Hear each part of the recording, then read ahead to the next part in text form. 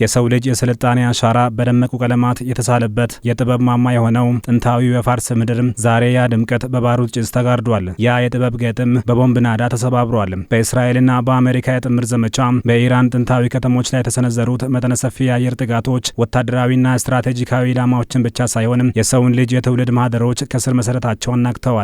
የኢስፋሃን ከተማ በምስራቁ ዓለም የጥበብና የታሪክ ማህደር ውስጥ እንደ አንዲት ከፍ ያለች የከበረች እንቁ የምትቆጠር ናት። ከተማይቱ እንደ ሮም፣ አቴንስ ወይም እንደ ጃፓኗ ጥንታዊት ኢቴጌ፣ ኪዮቶ ሁሉ የፋርስን ታላቅ ስልጣኔ በኩራት የተሸከመች ህያው የባህል ሙዚየም ነበረች። ነገር ግን መጋቢት 7 እና 9 ቀን 2026 በከተማይቱ ላይ የዘነበው የቦምብ ናዳ ይህንን የዘመናት እውነታ በአንድ ጀንበር ቀይሮታል። በእስራኤል የአየር ኃይል የተሰነዘሩት እጅግ አስፈሪ ጥቃቶች የኢስፋሃንን የክልል መንግስት ህንጻ በከፊል ደቁሶ የፍንዳታው አስፈሪ የኃይል ማዕበል በአቅራቢያው የሚገኙትንና የብዙ መቶ ዓመታት ዕድሜ ያላቸውን የሰው ልጅ ቅርሶች ከቶም አላተረፋቸውም። በዩኔስኮ የዓለም ቅርስነት በክብር የተመዘገበው ታዋቂው የናክሼ ጃሃን አደባባይና የቼሄል ሶቱን ቤተ መንግስት ኮምፕሌክስ የዚህ አስከፊ ፍንዳታ የመጀመሪያ ሰለባዎች ሆነዋል። ፍንዳታው በፈጠረውና ከብርሃን በበለጠ ፍጥነት በተምዘገዘገው የንዝረት ማዕበል ምክንያት ጥንታዊት ከተማይቱን ለዘመናት ያስዋቡትና ያስከበሩት ውብ ሰማያዊ ሸክላ ጡቦች፣ የተለበጡ ጥንታዊ ስዕሎችና ረጃጅም የመስጊድ ማማዎች እንደ ቅጠል ረግፈዋል። ከጥቃቱ 2 ሳምንታት በኋላም እንኳን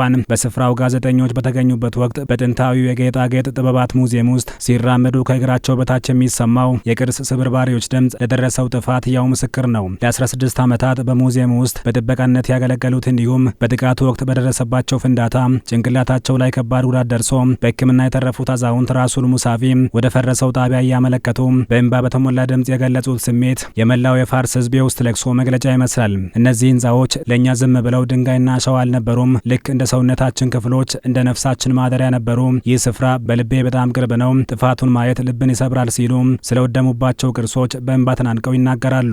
ካሜራዎችና የአይን ምስክሮች እንደሚያረጋግጡት ከሙዚየሙ ጣሪያ ላይ ሆኖ ሲመለከቱ ጥቃቱ የተሰነዘረበት የገዢው ቢሮ ህንፃ በ200 ሜትር ርቀት ላይ ብቻ የሚገኝ ሲሆን ህንፃው በከፊል ቢወድምም የፍንዳታው ንዝረት ግን በመቶዎች የሚቆጠሩ ሜትሮች ርቀው የሚገኙትን ጥንታዊ የፋርስ አምዶችን በሙሉ ሰንጥቋቸዋል። ወታደራዊ ባለሙያዎችና የአየር ኃይል ጠበብቶች በጥናቶቻቸው እንደሚያመላክቱት በዘመናዊ ውጊያ ውስጥ በስፋት ጥቅም ላይ የሚውሉ 907 ኪሎ ግራም የሚመዝኑ ከባድ ቦምቦች እስከ 90 ሜትር ራዲየስ ውስጥ ያሉ ማናቸውንም ህንፃዎች የማፍረስና ሙሉ በሙሉ የማውደም አቅም አላቸው። ነገር ግን አደጋውና ውድመቱ በዚህ የ90 ሜትር ወሰን ብቻ አይገደብም። ከ90 ሜትር እስከ 900 ሜትር ርቀት ላይ የሚገኙ ማናቸውም ጥንታዊና ታሪካዊ ህንፃዎች በጥልቅ የንዝረት ማዕበልና በምድር መንቀጥቀጥ ተመተዋል።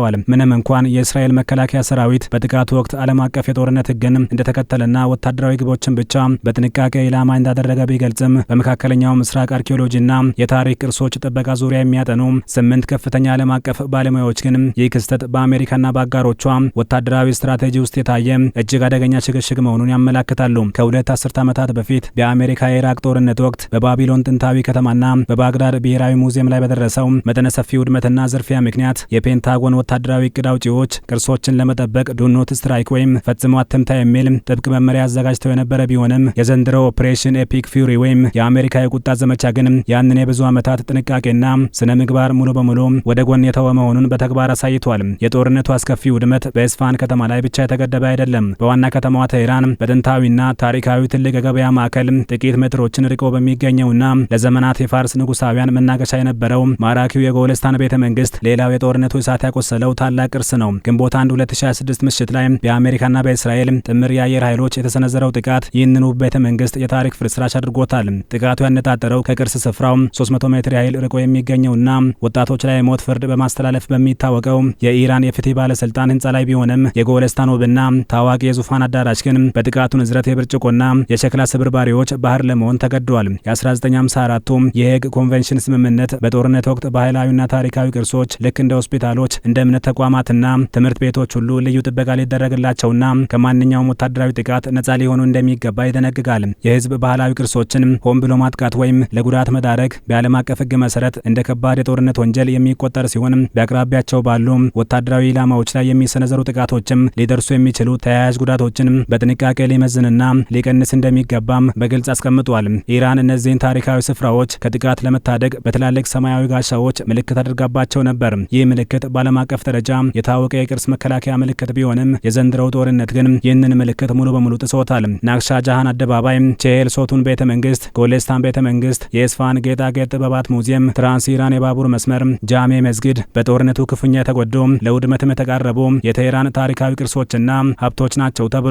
የዚህ ታሪካዊ ጥፋት መጠን በዋሽንግተንና በቴል አቪቭ ካሉት የፖለቲካ መሪዎችና የጦር ጀኔራሎች የንግግር ቃና ጋር ቀጥተኛ ግንኙነት እንዳለው ተንታኞች ይናገራሉ።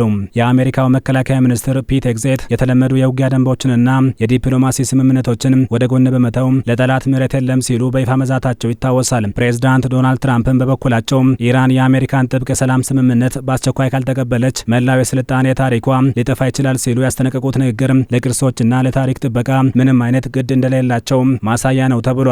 ከዚህም በላይ አሜሪካ በ2025 ከዩኔስኮ አባልነቷ ለሁለተኛ ጊዜ መውጣቷ ለዓለም አቀፍ የቅርስ ጥበቃ ተቋማትና ሕግጋት ያላትን ግዴለሽነት የበለጠ ያጎላዋል። በቴክሳስ ዩኒቨርሲቲ የእስልምና ጥበብና አርኪቴክቸር ፕሮፌሰር የሆኑት ስቴፋኒ ሙልደር ይህንን አስከፊ እውነታ ሲገልጹ ቀደም ሲል በሶሪያ ኢራቅ ግንብ በጥምር ኃይሎች ጦርነት ሲፈርስ እጅግ አዝነን ነበር። አሁን ግን ያ አስከፊ ጊዜ እንደ ወርቃማና ጥንቃቄ የተሞላበት ዘመን የሚቆጠርበት ደረጃ ላይ ደርሰናል። አሁን ጓንቱ በሙሉ ወልቋል።